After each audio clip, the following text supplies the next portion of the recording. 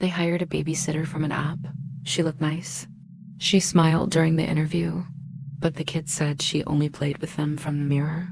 One by one, the toys started moving on their own. The parents checked the security cameras again. For the past hour, no one had entered the house. Yet the toys were moving, dancing, singing. It was like a horror movie come to life. First, it was the stuffed animals on the shelf. Then the action figures came to life. They looked through the house, but there was no sign of the babysitter. Where was she? Did she ever even exist? The kids were safe, but the parents couldn't shake this feeling of dread. The kids were hiding under the table, peeking out. Their eyes were wide with fear. "She lives there," they whispered. The parents checked the cameras. They saw no one enter the house. Yet the toys kept moving. Meanwhile, the babysitter was nowhere to be seen.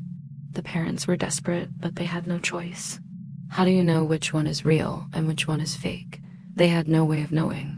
So they decided to take a chance on a new sitter. They had to start at the beginning, with the app. The mother held her breath, crept closer to the mirror. She could feel her reflection staring back at her. Then it blinked. The room was empty except for the toys that were now frozen in place, perfectly still. The parents knocked on the door. They hoped that whoever was inside would be the answer to all of their questions. But when the door opened, they saw a woman standing there.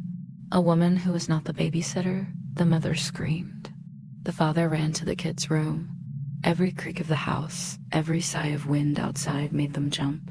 At the first light of dawn, they did the only thing they could do. They called the police. He picked up the nearest toy, a stuffed animal. It was cold to the touch. It was the same blink as the babysitter's. Was she in the mirror the whole time? Had she been watching them the whole time? There's no evidence here. There's no proof that any of this happened, and with that, they left. They had to find the babysitter, question her. Why was she watching their kids from the mirror? What was she trying to do? They had to know. She turned to leave, then quickly glanced back. The mother joined him. The parents explained what had happened. The police listened patiently, but they didn't seem convinced. That night, they didn't sleep a wink. The officers arrived. They checked the house, but it was empty. There was no sign of a break-in.